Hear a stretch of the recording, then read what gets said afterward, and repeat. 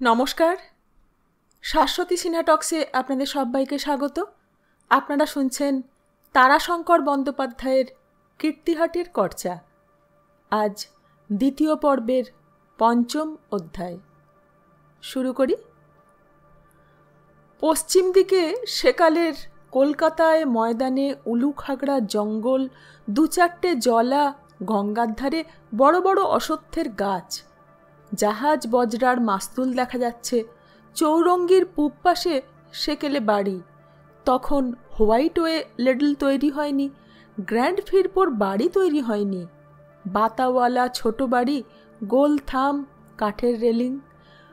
ব্রুহাম গাড়ি চলছে, সহিসেরা সামনে ছুটছে, পালকি চলছে, তালপাতার ছাতা মাথায় দিয়ে রাহি চলছে, ঘোড়ায় চলছে সবার, গরুর গাড়ি চলছে। ওই দেখো, পালকিতে কাত্যায়নী, ব্রুহামে সোমেশ্বর। চোগা চাপকান পরেননি, পরেছেন পাটের কাপড় চাদর। কাত্যায়নীর পরনে বালুচরের বুটিদার রেশমি শাড়ি। সোমেশ্বর রায় আশ্চর্য হয়ে গেল তান্ত্রিককে দেখে। আরে কি? জিজ্ঞাসা করলেন মামাতো ভাই হরিহর। সে প্রশ্নের উত্তর না দিয়ে সোমেশ্বর তান্ত্রিককে বললেন, কি বাবা, চিনতে পারছেন আমাকে? তান্ত্রিক হঠাৎ চেঁচিয়ে উঠলেন, হা হা হা, রায় বাবু, হা হা হা, চিনতে পারি বই কি, কেন পারবো নি, হা হা হা। এ পথে কতদিন বাবা? তা 3 জন্ম হলো গো, এ জন্মে বছর 5 হয়ে গেল গো, হা হা হা। আমি ভাবছিলাম গো তোমার কথা, হা হা হা। অবাক হয়ে গেলেন সোমেশ্বর। তার কথাই ভাবছিলেন? তবু জিজ্ঞাসা করলেন, কে বললে আমি আসব? হা হা হা, আমার মন বললে গো, তোমাকে আমার দরকার আছে যে, হা হা হা। আশ্চর্য! এ লোককে তিনি চেনেন। শ্যামনগরের ভট্টাচ বাড়ির জামাই, পেশাদার কুলিনের ছেলে। ওর শ্বশুর খুব নামজাদা গৃহীতান্ত্রিক ছিলেন। শ্মশানে কালী পুজো করতেন, শ্মশানে জপ তপ করতেন, তন্ত্রমতে সস্তয়ন করতেন। কুলিনের ছেলে শ্যামাকান্ত চাটুর্যে ভট্টাচের কন্যাকে বিয়ে করে ঘর জামাই ছিলেন। প্রথম প্রথম বেড়াতেন গান বাজনা করে, গান বাজনার শিষ্য ছিল। নিজেও বড় বড় বাড়িতে খেরুয়ার খোলে পোড়া তানপুরা কাঁধে নিয়ে গান শোনাতে আসতেন। অসাধারণ গাইয়ে বলেছে মামাতো ভাই, তা এক বিন্দু বাড়িয়ে বলেনি। যেমন সঙ্গীতে জ্ঞান, তেমনি কণ্ঠস্বর। তন্ত্রের ঝোঁকও ছিল।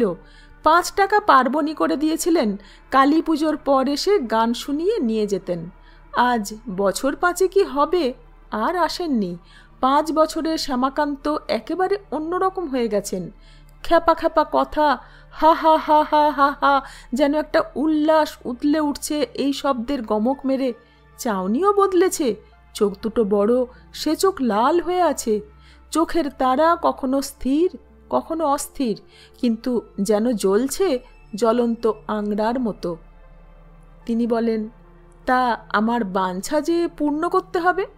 হা হা হা, তোমার আবার বাঞ্ছা কি গো বাবু? জমিদারি, বাড়ি, টাকা কড়ি, হাতি ঘোড়া, লোকলস্কর, আবার বাঞ্ছা? বলে হা হা করে হেসে উঠলেন। আমার সন্তান নাই বাবা, সন্তান হয়, সব মরা সন্তান। অনেক প্রার্থনা করেছি মায়ের কাছে। কার কাছে?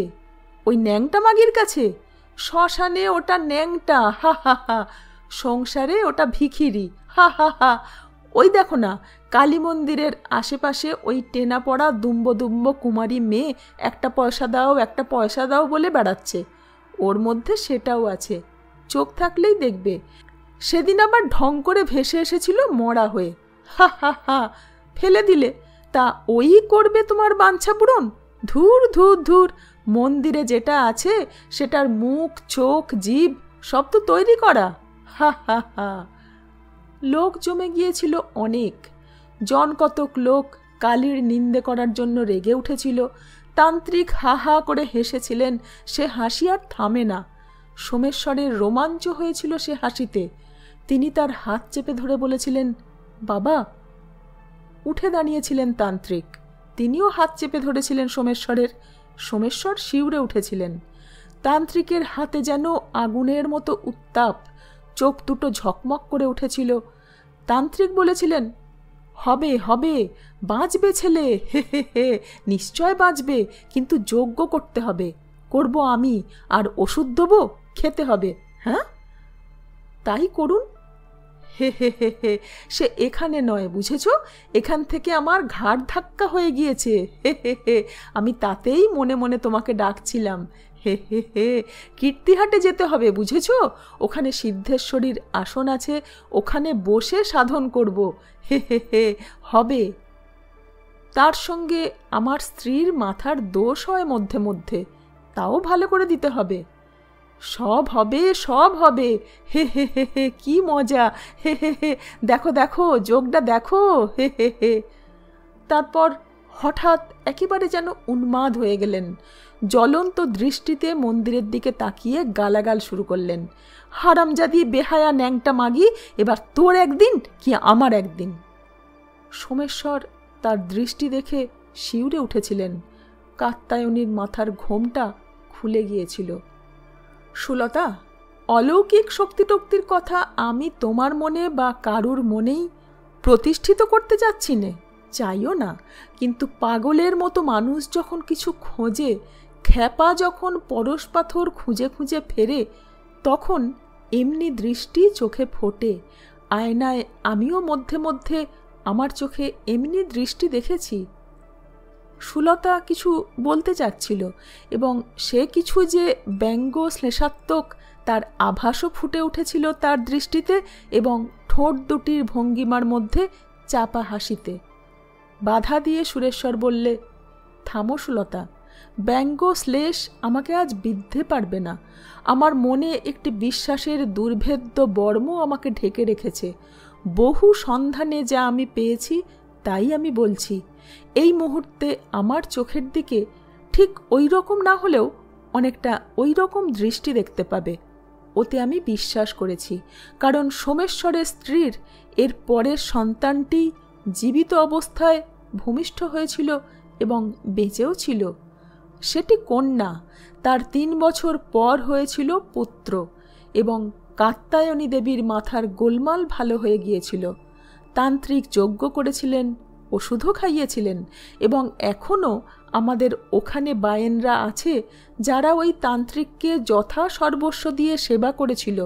তাদের তিনি বন্ধ্যাত্বের ওষুধ দিয়ে গিয়েছিলেন। আরও 2টি ওষুধ দিয়েছিলেন, একটি 2 দিন অন্তর পালা জ্বরের ওষুধ। একটি পয়সা, একটি সুপুরি নিয়ে তারা ওষুধ আজও দেয়।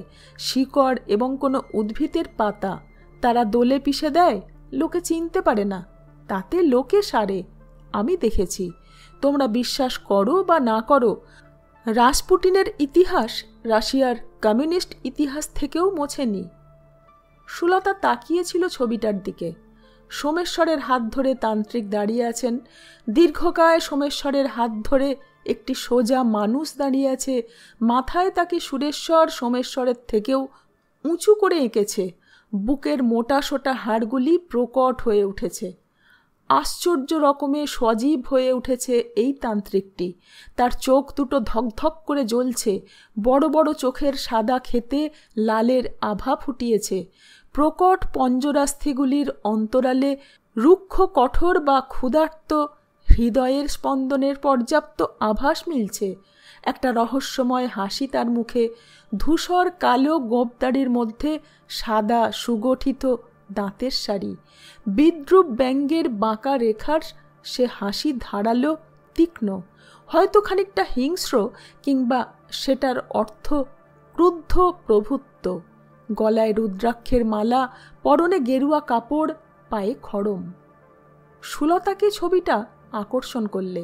সে উঠে কাছে গিয়ে দেখতে লাগল। সুরেশ্বর বললে, ব্যাকরণ নির্দেশ লঙ্ঘন করলে রূপ হয়তো থাকবে, কিন্তু রূপের অন্তরালের রূপসী বা মোহিনী যিনি, তিনি মুখ ফেরাবেন নতুন বউয়ের মতো। লজ্জা না বলি, শরম যাকে বলি, তা যার মধ্যে বেশি আছে তিনি হয়তো এই মডার্ন যুগেও চোখ বুজে ফেলবেন।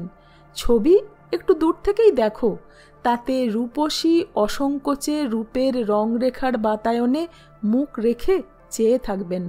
ছবিটার বৈশিষ্ট্য আছে, আশেপাশে যে বনচ্ছায়ার আভাস তার মাঝখানে তান্ত্রিক, কাছ থেকে একরকম, দূর থেকে দেখলে মনে হবে আধার ভেদ করে বেরোচ্ছে।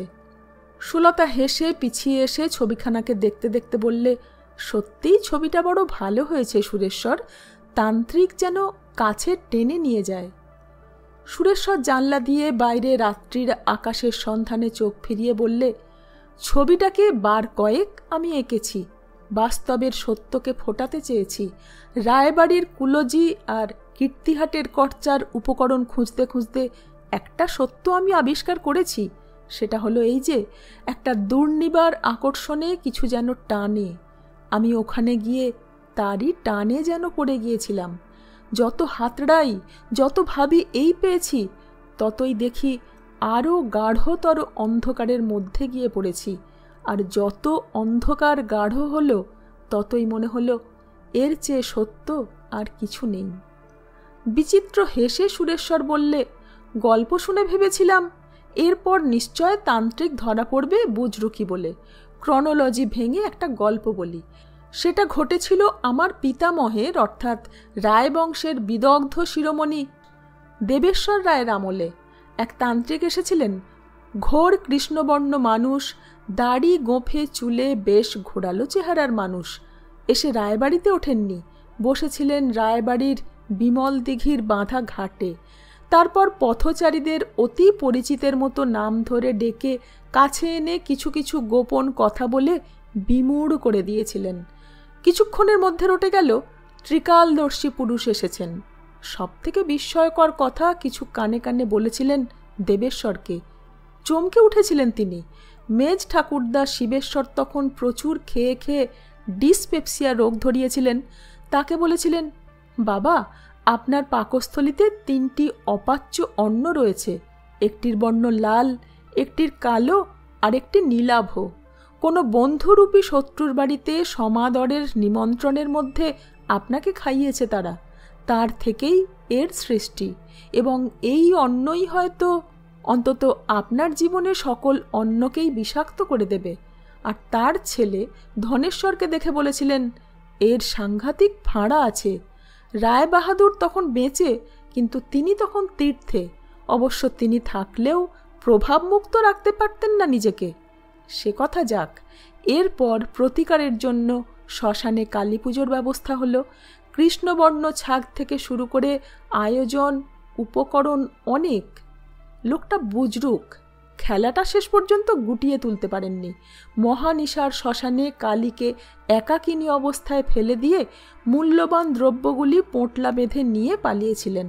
মূল্যবান দ্রব্যের মধ্যে সবথেকে মূল্যবান ছিল একটি নীলা আর একটি পান্না। শনি এবং রাহুর দশা বলে নীলা ধারণের ব্যবস্থা করেছিলেন।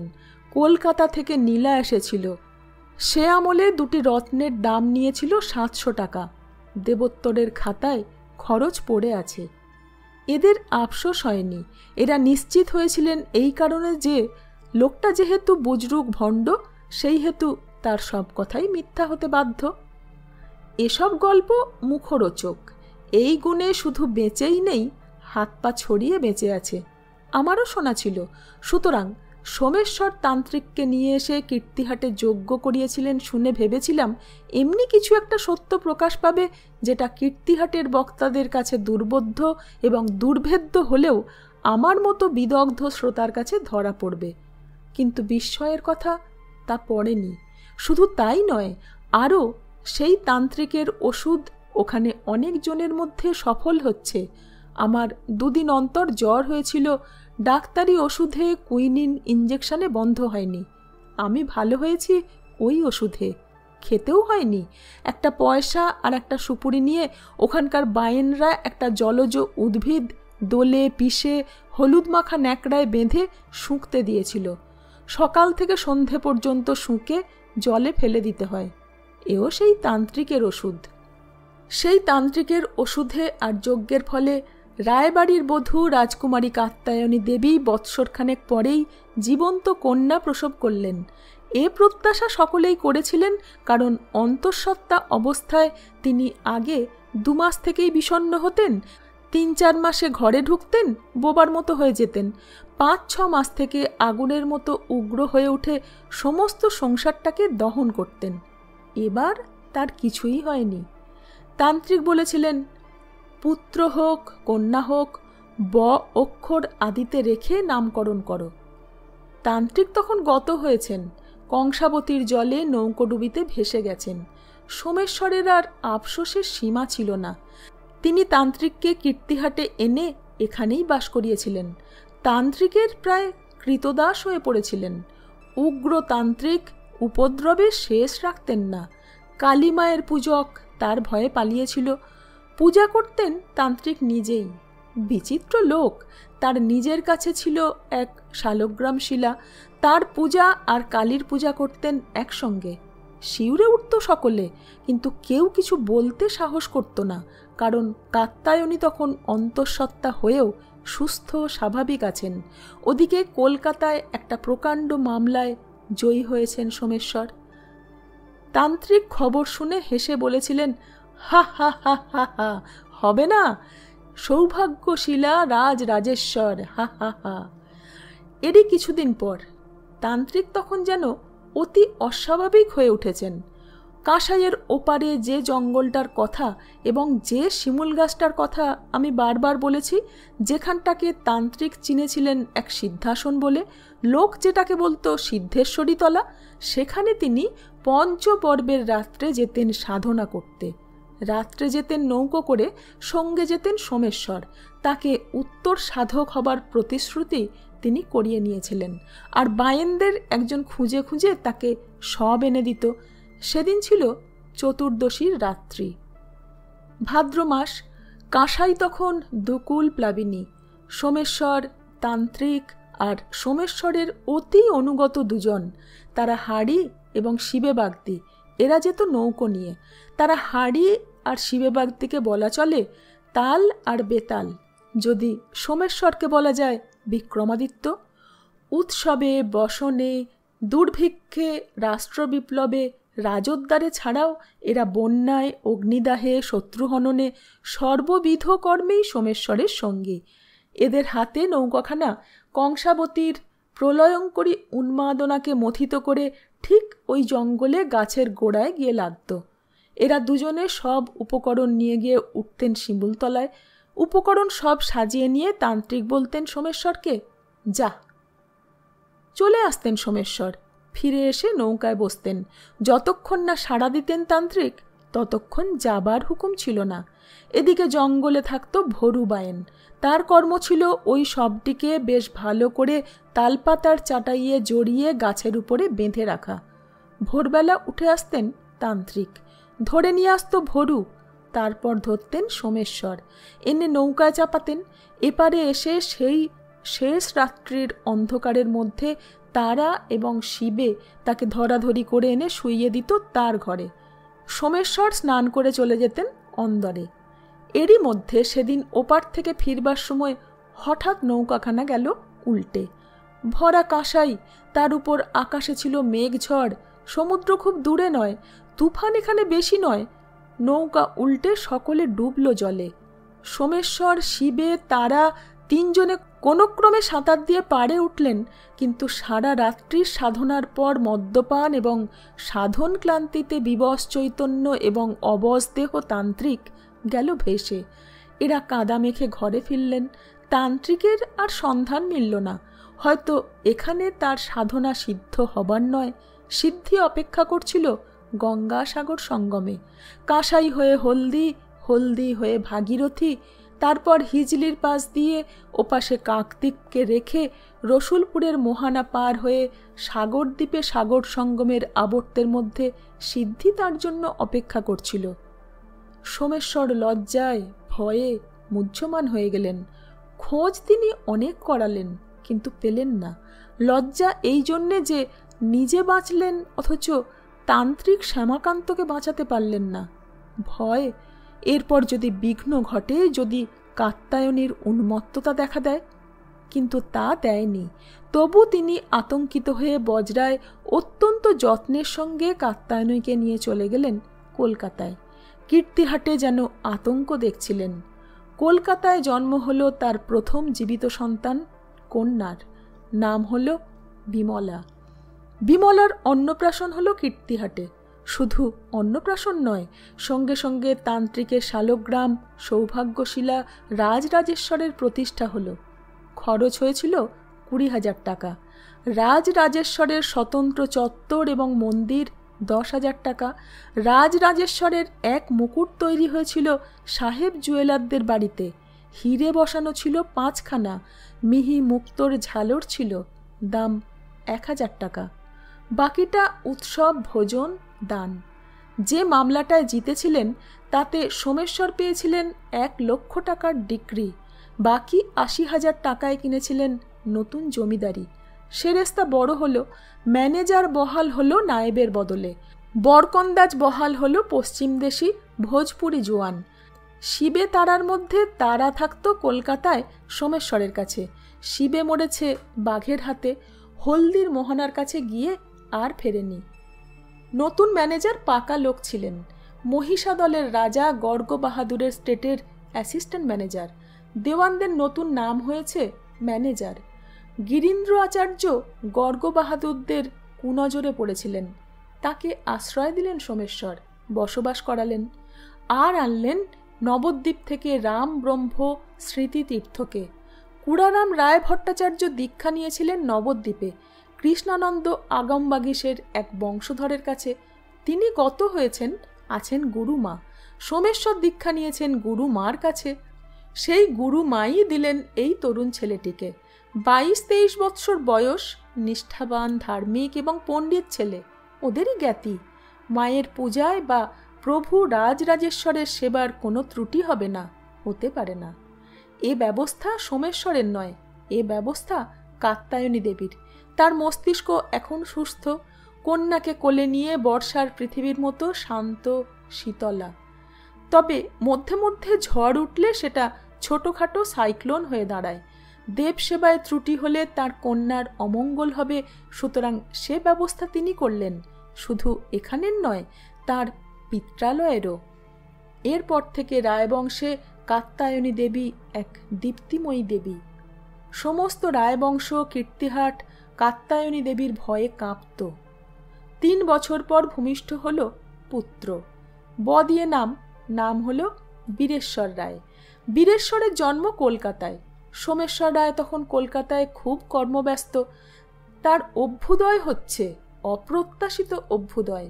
ইংরেজ অ্যাটর্নির কাছে টন্ডির কাজ করে আইনে তার খ্যাতি হয়েছে। অনেক বড় ঘরের ল এজেন্ট হয়েছেন। দ্বারকানাথ ঠাকুর তখন এদিক দিয়ে শ্রেষ্ঠ ব্যক্তি। তার কাছে যান, তিনি পছন্দ করেন। দ্বারকানাথ তখন নুনের দেওয়ানের চাকরি ছেড়ে স্বাধীনভাবে নানান ব্যবসা করছেন। তার মধ্যে আইনের পরামর্শদাতা হিসেবে তার নাম খুব। তিনি ল্যান্ড হোল্ডার্স সোসাইটি স্থাপন করেছেন। প্রসন্ন কুমার ঠাকুর তার সহকারী। সোমেশ্বর প্রসন্ন কুমারের সহকারী বা সহযোগী। এই সময়টা তখন জমিদারদের একটা দুঃসময়। কোম্পানি নতুন আইন করে লাখেরাজ, ব্রহ্মপুত্র, নানকার প্রভৃতির ওপর কর ধার্য করতে চেষ্টা করেছেন। ওদিকে লিমিটেশন অ্যাক্ট করে লর্ড ওয়েলেসলি জমিদারদের একটা বড় ঘা দিয়ে গেছেন। প্রজার 4 বছর খাজনা বাকি হলেই বৎসরান্তে শেষ বছরের খাজনা তামাদি বলে গণ্য হবে। অবশ্য 4 বছর খাজনা বাকি হলে শতকরা 25 টাকা সুদ জমিদার পাবে। এদেশে সুদ ছিল মহাজনীতে। খাজনায় জমিদার সুদও নিতেন না এবং প্রজার খাজনা যত কালেরই বাকি থাক দিতে সে অস্বীকার করত না। 6 আইন 7 আইন উঠে গেছে। প্রজাকে বেঁধে রেখে খাজনা আদায় করা যায় না। জমিতে গাছ ধান ক্রোক করে টাকা আদায় নিষিদ্ধ হয়েছে। তার উপর এই লাখেরাজ বাজেয়াপ্ত বা তার উপর খাজনা ধার্য হলে জমিদার এবং তার সঙ্গে বাংলার মধ্যবিত্ত গৃহস্থের সর্বনাশ হয়ে যাবে। সব থেকে ক্ষতিগ্রস্ত হতে চলেছেন রানী কাত্যায়নী, পাইকপাড়ার রানী, কান্দির রানী। দ্বারকানাথ তার এস্টেটে আইনের পরামর্শদাতা। সোমেশ্বর তার সহকারী। এ বাড়ি রায়বংশের স্থাপয়িতা উড়ারাম রায় ভট্টাচার্যের মনিব বংশ বলতে গেলে। তারপর লালাবাবু এ বংশের সব অপরাধ ধুয়ে মুছে দিয়ে পূর্ণ বংশে পরিণত করেছেন। এসব লাখেরাজ রাজস্বমুক্ত সম্পত্তি কোম্পানি সরকারের প্রকাশ্য নিলামে লাখেরাজ বলে সরকারি নিলাম করিয়েছিলেন। কিনেছিলেন লালবাবু দেবত্র হিসাবে। বিহারে এবং অযোধ্যা অঞ্চলে বৃন্দাবনের কাছে সে সম্পত্তি অনেক সম্পত্তি। এখন কোম্পানিই দাবি করেছেন খাজনা দিতে হবে। নতুন কালে খবরের কাগজ হয়েছে Friend of India, Calcutta Courier, Englishman, Bangla কাগজও রয়েছে। এসবের মধ্যে সোমেশ্বর জড়িয়ে পড়েছেন, তাতে তার প্রতিষ্ঠাও হয়েছে। তবে তিনি হিসেবি লোক, সব কাজেই হিসেব করে নামেন। রামমোহন রায়ের সতীদাহ প্রথা বন্ধ করবার মতো আন্দোলনের বাইরে থেকেছেন। সেসব ক্ষেত্রে তিনি রাধাকান্ত দেবের দলের লোক। দ্বারকানাথের একখানা মজার পত্র আছে, তাতে তিনি সোমেশ্বরকে লিখেছেন, আমি জানিয়া আশ্চর্য হইলাম যে স্ত্রীর কথায় তুমি সতীদাহ ও বিধবা বিবাহ সমর্থন হইতে পশ্চাৎপদ হইতেছ। ইহা লজ্জার কথা, অতীব লজ্জার কথা। কাত্যায়নী দেবীর ভয়ে সোমেশ্বর রাধাকান্ত দেবের দলে যোগ দিয়েছিলেন। এসবের নজির থাকে থাকে সাজানো ছিল এই জানবাজারের বাড়িতে। এসব আমি অনেক পরে পরে আবিষ্কার করেছি। আগেরটা পেয়েছি পরে, পরেরটা পেয়েছি আগে। তোমাকে বলবার সময় গুছিয়ে বলছি। আর কিছু শুনেছি গল্প, তার বেশিরভাগ মেজ ঠাকুমার কাছে। সুলতা, মেজ ঠাকুমা আমার মধ্যে মধ্যে দুঃখ করে বলতেন, সুরেশ্বর, ওরে আমার ভয় হয় কি জানিস?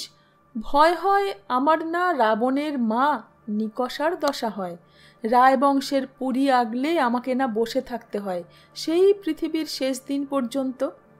সুরেশ্বর বললে, আমি সেদিন সকালে যেন অন্য মানুষ হয়ে গেছি সুলতা। আমি সেই মডার্ন আর্টিস্ট, বিদ্রোহী আধপাগলা সুরেশ্বর নই। একটা ভাবের ঘোরের মধ্যে চলে গেছি 1837-38 সালে। মধ্যে মধ্যে সোমেশ্বর রায় হতে চেষ্টা করছিলাম। ওই তান্ত্রিক সন্ন্যাসীকে কল্পনা করেছি, মনে হয়েছে চোখে তাকে দেখেছি। তোমাকে কাত্যায়নী ভাবতে চেষ্টা করেছি, এমনকি ব্রজদার সেই শেফালি মেয়েটিকে ভাবতে চেষ্টা করেছি। সোমেশ্বরের প্রেয়সী বাইজি, ওই যাদের হাতে টাকা দিয়ে সেদিন ঘরে যেতে বলে এসেছিলাম, তাদের ভাবতে চেষ্টা করেছি।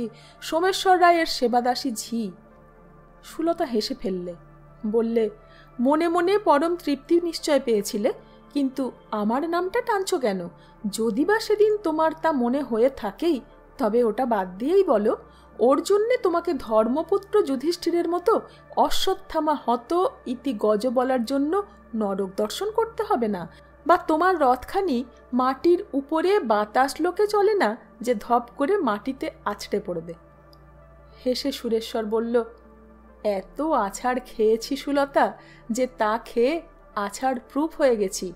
পাহাড়ের শিখর থেকে সমতলে পড়েছি, স্বর্গ থেকে নরকে পড়েছি। তা নইলে আজ তোমার এই কথাটিতেই আছড়ে পড়ে হাত পা ভাঙতাম। ঝগড়া করব না, ধরে নাও কাত্যায়নী তোমাকে ভাবিনি।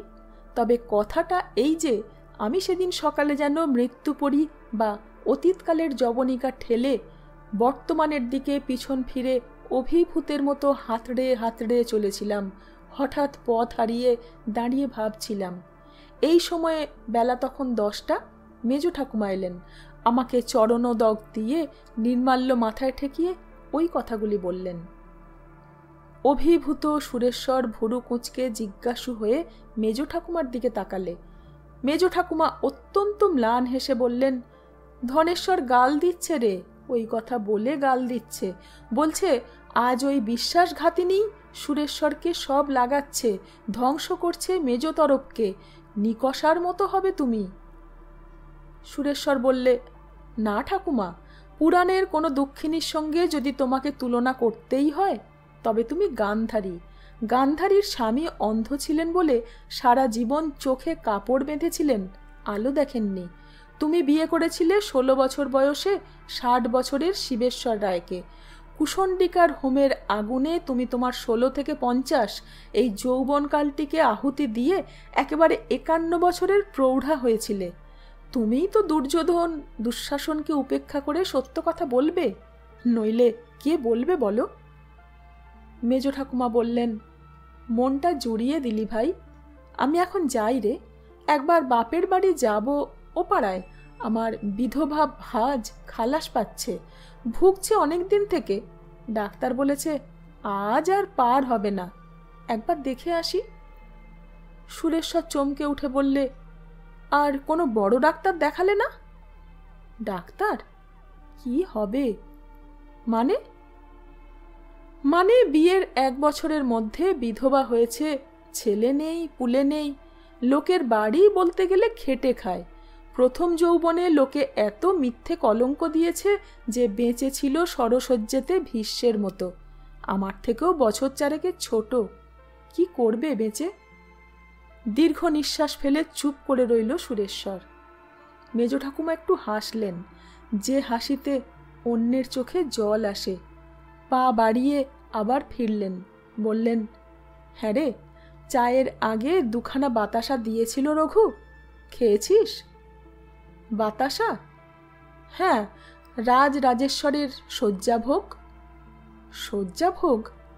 হ্যাঁ, এখানে শয্যাভোগ হয় ঠাকুরের। আমি বাড়িতে বলে রেখেছিলাম, তারা ভোরবেলাতেই দিয়ে গেছে, আমাকে বললে তারা। রঘু বললে, হ্যাঁ, ও তো দিয়ে গিয়েছে। তা দিসনি কেন? ও, ওরে বড় লোকের চাকর বড় লোক, উ মানে উ কি খাবে আমার বাবু? দে এনে দে, খা ভাই, আমি দেখে যাই, খা। 2খানি ছোট বাতাসা মেজ ঠাকুমাই মুখে ফেলে দিলেন। খেতে হলো সুরেশ্বরকে, তবে গুড়ের বাতাসা খারাপ লাগলো না। মেজ ঠাকুমা বললেন, আগে বরাদ্দ ছিল কাঁচা মিষ্টির, 2টি করে কাঁচা মিষ্টি ঠাকুরের শয়নের সময় পাশে রেকাবিতে করে রাখা থাকতো, আর জল বরাদ্দ করেছিলেন রাজকুমারী বউ কাত্যায়নী, সোমেশ্বর রায়ের স্ত্রী। লোকে বলতো বাঘিনী ঠাকুরন। সুরেশ্বর হেসে বললে, সোমেশ্বর রায়কে মেজ ঠাকুমা বলেন ফোমেশ্বর রায়। শ্বশুর স্বামীর নাম তো করতে ছিল না সেকালে। তারপর সুরেশ্বর জেট টেনে বললে, মেজ ঠাকুমা বললেন, তার মেয়ে বিমলা যখন 2 বছরের, তখন শেষ রাত্রে উঠে সে খিদে পেয়ে কাঁদত। উপরি উপরি দিন কয়েক পর একদিন ঝিকে বললেন, মাথার গোড়ায় 2টো করে মিষ্টি রেখে দিস আর 1 গ্লাস জল। সঙ্গে সঙ্গে মনে হলো, কীর্তিহাটেও তো খুকি খোকা আছে, মা মুক্তকেশী খুকি আর রাজরাজেশ্বর গোপাল, তাহলে তো তাদেরও তো খিদে পায়। এই পরদিন উঠেই হুকুম হলো, বজরা সাজাও, আমি কীর্তিহাট যাব। এসেই সেই দিন থেকেই এই ব্যবস্থা হলো। সেকালে মিষ্টান্ন তৈরি হতো বাড়িতে, বড় বড় গাই ছিল, মোষ ছিল, ঠাকুর বাড়িতে হালুইকর বামুন ছিল, তারা ক্ষীর করে ক্ষীরের নাড়ু তৈরি করে দিত।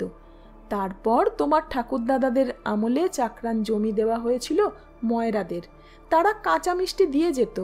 তারপর তোমাদের সেরেস্তা থেকে ময়রার নিজের খাজনার জোতের উপর যখন বাকি খাজনার নালিশ হলো, তখন ওই মিষ্টির জমিটা সমেত ভুগতান করে নালিশ হলো। নালিশের ডিক্রির দায়ে জোত নিলেম হয়ে গেল, কিনলে ধনেশ্বর। তারপর ময়রা মিষ্টি বন্ধ করলে, তখন থেকে 2খানা বাতাসা ব্যবস্থা হলো। হাসলেন মেজ ঠাকুমা, বললেন, ওবেলা আসবো ভাই, এবেলা যাই। ছুরিটাকে বড় ভালোবাসতাম, শেষ দেখাটা করে আসি। চলো, আমিও যাই। তুই যাবি? যাব না, তুমি যাচ্ছ, আমি যাব না কেন? আয়, তার ভাগ্য। যাচ্ছিস যদি, তবে তার অস্থিটা অন্তত যাতে গঙ্গা পায় তার ব্যবস্থা করে দে ভাই। দেহ নিয়ে আর কেউ যায় না, আর তাতে বাড়াও হয়ে যায়, অস্থিটা পাঠিয়ে দে। সে তুমি দেবে, তুমি হুকুম করবে, আমি তামিল করব। বিহ্বল হয়ে গেল মেজ ঠাকুমা। নীরবেই পথ চলতে লাগলো। সদর রাস্তায় না গিয়ে রায়বাড়ির পাশ দিয়ে স্নানের পুকুর, দুধ পুকুরের বাগানের মধ্য দিয়ে চলছিল মেজ ঠাকুমা। হঠাৎ এক জায়গায় থমকে দাঁড়িয়ে বলল, এইখানটায় গোপেশ্বর সুখেশ্বরকে মেরে ফেলেছিল। সুরেশ্বর বললে, চলো, দুঃখ আর কত করবে? মেজ ঠাকুমা বললেন, তা ঠিক বলেছিস ভাই, দুঃখ আর কত করব।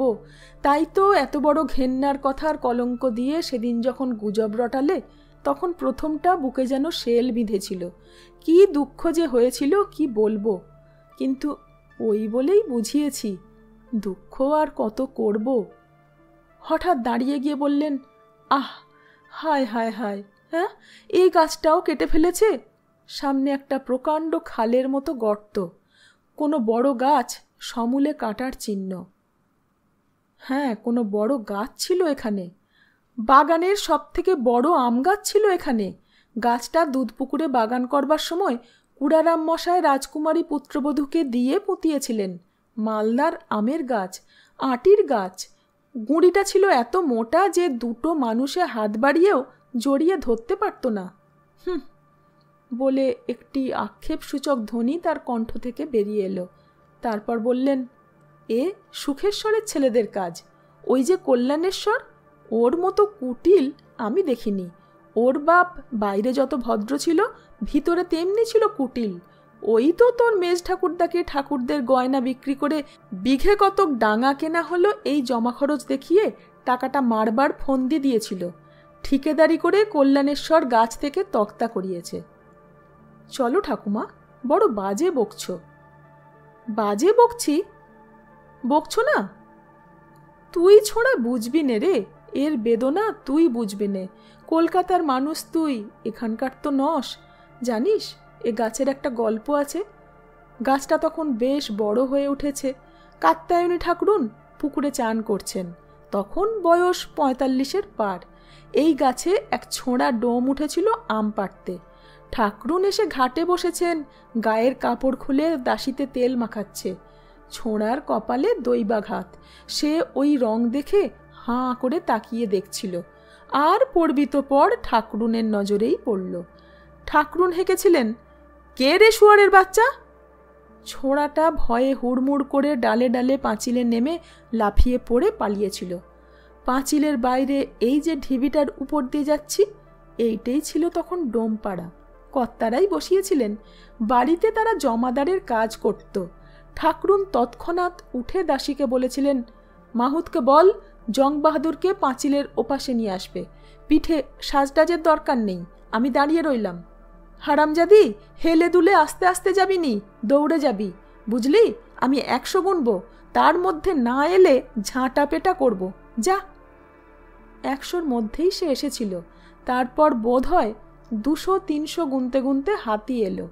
হুকুম হলো, ডোমরা সব জিনিসপত্র বের করে নাও ঘর থেকে, 500 গুনব আমি, তারপর হাতি ঘর ভেঙে দেবে। কাত্যায়নী ঠাকুরুন বাঘিনী ঠাকুরুন। ডোমরা বাদ প্রতিবাদ করেনি, বেরিয়ে এসে সরে দাঁড়িয়েছিল। ঠাকুরুন মাহুতকে বলেছিলেন, শমশের, জং বাহাদুরকে বল পাড়াটা ভেঙে মাঠ করে দেবে। তারপর অবশ্যই ডোমদের জায়গা দেওয়া হয়েছিল। ঘর করবার জন্যে টাকা, খড়, বাঁশ, তালগাছ দেওয়া হয়েছিল। তা হয়েছিল, কিন্তু ওই ছোঁড়াটাকে গাছে বেঁধে 10 কড়া লাগিয়েছিল চাপরাশিরা। হে গাছটা সেই গাছ রে। দ্বিতীয় পর্বের 5ম অধ্যায় শেষ হলো। সঙ্গে থাকবেন। ধন্যবাদ।